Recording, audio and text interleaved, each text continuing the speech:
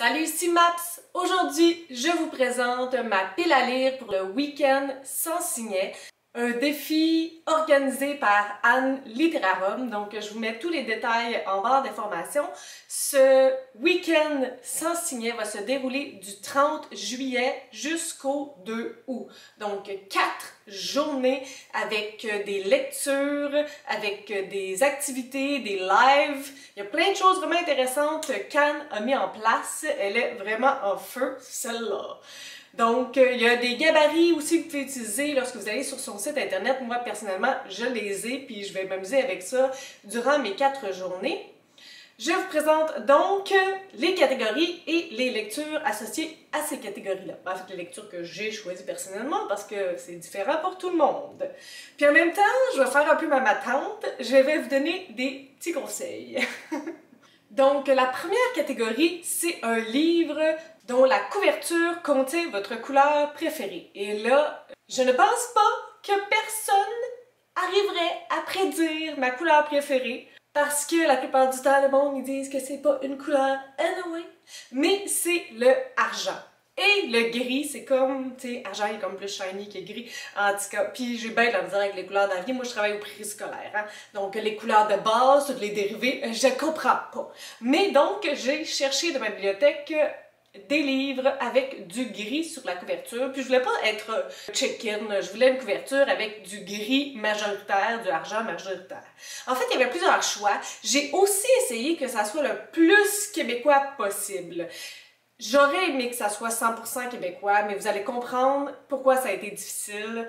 Donc, c'est ça qui est chiant. Mais là, je suis allée à la recherche. En fait, j'en ai trouvé plusieurs. Lui, il est pas québécois, puis c'est le 3e tome, mais Triskelion, c'est vraiment lui qui correspond le plus à ma couleur préférée, le argent, les shine pis tout, de Will Peterson. Mais c'est le 3e tome, puis ben, j'ai pas encore lu le premier, le 2e, donc je pourrais pas lire ça là. Puis en plus, il est pas québécois, donc out! J'ai beaucoup hésité sur ces deux-là. En fait, lui, c'est Magie noire, Magie blanche de Dominique Perrier. Il y a beaucoup de gris, regardez-moi ça. Il y a beaucoup de blanc aussi, plus majoritairement, mais tu sais, il y avait aussi celui-là, Abîme de Jonathan Reynolds, qui est vraiment très gris. Il est passé à un cheveu. En fait, celui que j'ai choisi, c'est parce que ça faisait vraiment longtemps qu'il était dans ma pile à lire puis que je me sentais vraiment mal parce que ça fait vraiment longtemps que j'aurais dû l'avoir lu. Il n'y avait pas vraiment de raison autre que la vie, c'est ça. Donc, c'est La ville allumette de Maureen Martineau, une enquête de Judith Allison. Là, j'ai eu un doute. Ouais. Je pense que lui, c'est le premier parce qu'il y en a deux. Puis l'activiste, c'est le 2e. Parce que je ne vais pas commencer par le mauvais, là. C'est mon genre. Le 1061e ouvrage. Puis lui, c'est le 1080. Schnout! Non! Non! T'es-tu en train de me dire que lui, c'est lui avant? Oh non! Oh non, non, non, non, non, non, non! Oh non! Oh non! Tome 1. Drame sur ma chaîne. Une nouvelle enquête, schnout. Ça brise mes plans parce que lui, il est clairement pas gris. Bon, chocolat. Chocolat, il y a tout le temps des choses qui se passent. Donc, en fait, je vais faire ce que j'avais en tête comme 2e choix. C'est juste, en fait, c'est pas vraiment un 2e choix parce qu'il me tente moins, c'est un 2e choix parce que je l'ai acheté super récemment. Revirement de situation en live, drette de même. Ça va être lui qui va correspondre à ma première catégorie. Puis c'est très drôle parce que dans Les mondes d'une maman, Marie-Michel a fait une entrevue, un live avec Jonathan Reynolds, puis je sais pas trop là, j'étais partie folle sur ce live-là. Je lui avais dit que j'allais faire ma critique dans le noir avec une lampe. Donc, je tiens parole. Je vais faire ma critique de ce livre-là avec une lampe dans le visage, super scary. Ça va être le fun. Je n'ai même pas dit de quoi ça parlait. Ben, tiens, je vais regarder ça rapidement. À Québec, depuis qu'il a assisté au spectacle du groupe L'Abîme, Frédéric oublie ses pratiques musicales et néglige ses clients du Pentagramme, la boutique spécialisée dans le heavy metal où il officie. Mais ce qui inquiète encore plus Annie, sa blonde, c'est de l'entendre murmurer la nuit « La cloche, j'entends la cloche ». Je vais laisser cela même s'il y a d'autres choses à l'arrière pour garder le suspense. Donc finalement, ça va être lui mon premier livre que je vais lire. Le deuxième livre, c'est là que ça a quické par rapport au roman québécois. Un livre qui a un blurb. Puis un blurb, c'est comme une citation de quelqu'un d'autre qui dit que ce livre-là est super bon. C'est quelque chose qui est très américain. Okay? Les Américains font énormément ça, je sais pas pourquoi, sur les livres, lorsque c'est un auteur populaire pour le vendre, l'aider à se promouvoir. Je sais pas si ça fonctionne. C'est pas quelque chose qui est très québécois. En tout cas, pas sur les couvertures ou à l'arrière des couvertures. Donc là, j'ai vraiment fouillé dans ce que j'avais, puis j'avais pas envie de louer puis tout ça, ou d'acheter encore plus, parce que, you know. Puis j'ai un autre défi qui s'en vient, une autre vidéo très spéciale qui s'en vient. Donc je vais commencer à aller vers ce défi-là. Je vous dis zéro de quoi ça va parler, mais je vous dis tout de suite que ça sera pas des livres québécois. Donc vous pouvez inventer, faire des hypothèses sur la thématique, écrivez-moi ça en barre d'informations. Pour l'instant, vous n'avez pas beaucoup d'informations, vous avez juste un livre sur 5 ou 6, je crois. Donc c'est difficile d'établir la thématique. Anne, elle a dit que c'était pas grave si on n'avait pas lu de livre de cette personne-là ou whatever, tant qu'on sait c'est qui. Donc, on va étirer ça au maximum. J'ai choisi Jay Asher avec Mille éclats, qui est l'auteur de 13 Reasons Why. J'ai lu le livre, j'ai pas écouté la série parce que j'écoute pas ça à la TV. Puis à l'arrière, il y a un blurb de Stephen Chbosky. Oh là là, ça a pas sonné exactement comme c'était dans ma tête. En fait, c'est Gabi, une booktubeuse anglophone. Je peux vous mettre sa chaîne en barre d'informations que j'aime bien. Puis elle arrête pas de parler de Stephen Chbosky. Un jour, je le lirai. Mais je connais son nom. Puis le monde de Charlie, je sais c'est quoi. Je connais la couverture. On va dire que ça fonctionne. L'histoire de ça, ici ça dit « Un premier amour inattendu, le poison de la rumeur, le récit d'une seconde chance ». Puis c'est marqué pour adolescents du YA, Young Adult. Le troisième, c'est un peu une catégorie bonbon. C'est tout simplement un livre qui a été écrit en français comme langue originale. Donc ça, c'est vraiment tigidou lai lai. J'ai donc décidé de continuer à lire les suggestions de Michel Jean. Je vais lire Chronique de Kitschike de Louis-Carl Picard-Sioux. Et là, petit truc, les amis. Je sonne vraiment comme... ça fait trop longtemps que j'ai enseigné, là, je sonne comme ça.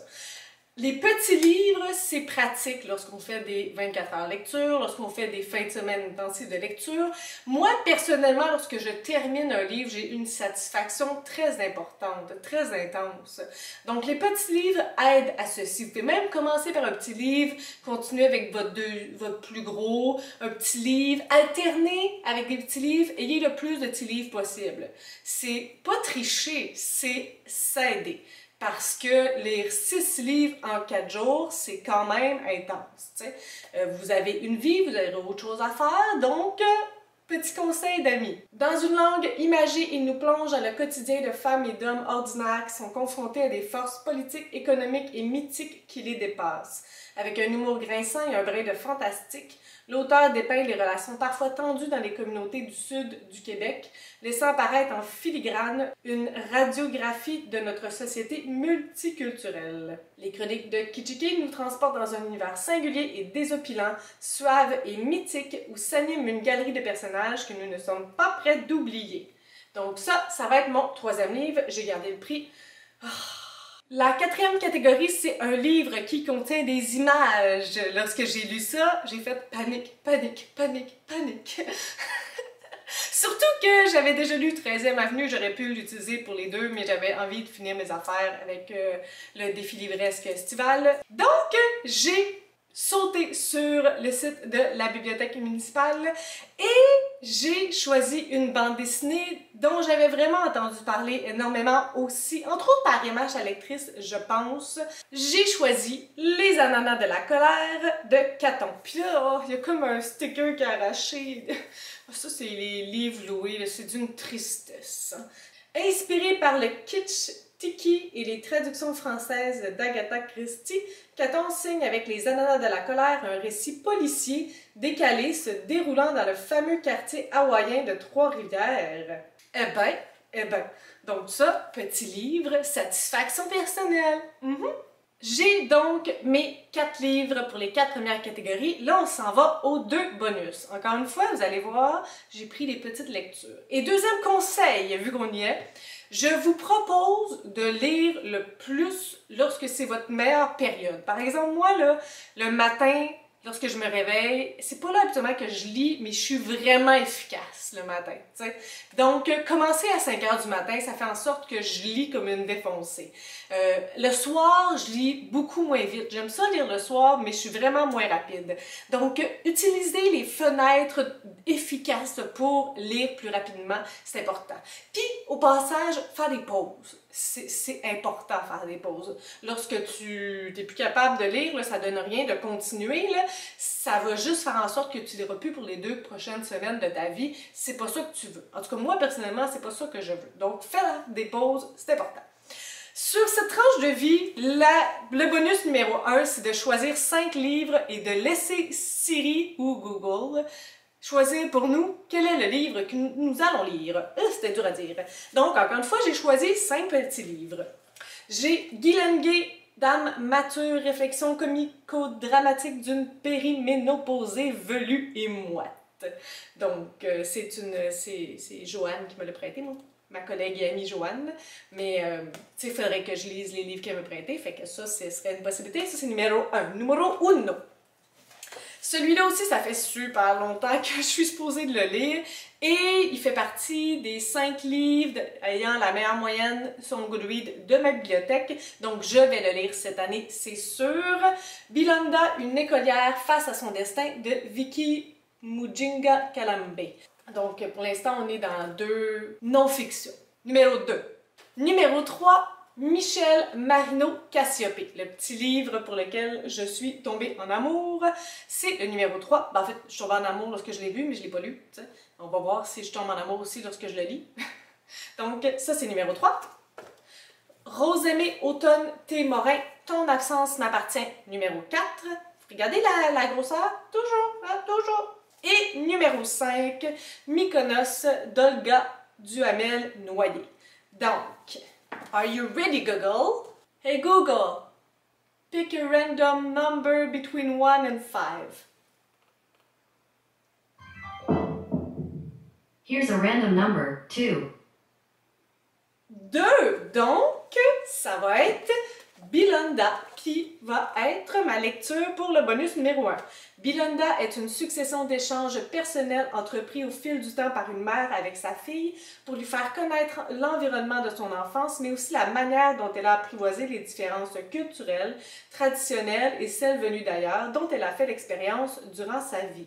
Ce témoignage qui s'adresse à tous exprime les émotions et les perceptions d'une jeune fille devenue mère, grand-mère puis arrière-grand-mère qui réfléchit sur les us et coutumes de sa communauté, mais aussi sur les interactions entre différentes sociétés d'une époque donnée dans la région natale de son pays, le Congo-Kinshasa. Donc, numéro 5, ben numéro 2, mais c'est mon 5e livre. Et finalement, le deuxième bonus, c'est un livre dont on va lire toute une traite, un livre pour lequel nous n'aurons pas besoin de signet. Est-ce que je devrais prendre une grosse brique? Non! Non! J'ai décidé de continuer avec mes lectures suggestions de Michel Jean parce que ma vidéo, j'aimerais ça qu'elle sorte éventuellement. Hein? Donc, celui-là, c'est Joséphine Bacon, Un thé dans la toundra, Nipi Chapui Nété Mouchouat. J'espère que mon Ninou est pas si pire. En fait, c'est la deuxième fois que je vais lire Joséphine Bacon. Par contre, la première fois, c'était avec mes oreilles. C'était en audiobook. Cette fois-ci, c'est en lire avec mes yeux. Donc, j'ai hâte de voir et de vivre cette expérience-là. Donc, voici mes 6 livres. N'hésitez pas à m'écrire en commentaire si vous participez et selon vous, quelle va être la thématique spéciale du livre 1000 éclats. Ah! Et si vous avez des trucs aussi pour les fins de semaine à 1000 pages, ou les week-ends de lecture, ou les readathons de 24 heures, écrivez-moi ça en commentaire si vous voulez faire vos matantes et vos mononcles avec moi. Sur ce, si vous avez des suggestions, des critiques, des commentaires, n'hésitez pas à le faire en dessous de ma vidéo. Je publie des vidéos assez fréquemment dans une semaine. Si vous avez aimé cette vidéo, n'hésitez pas à mettre un petit pouce ou à vous inscrire à ma chaîne. Et sur ce, je vous souhaite de bonnes lectures!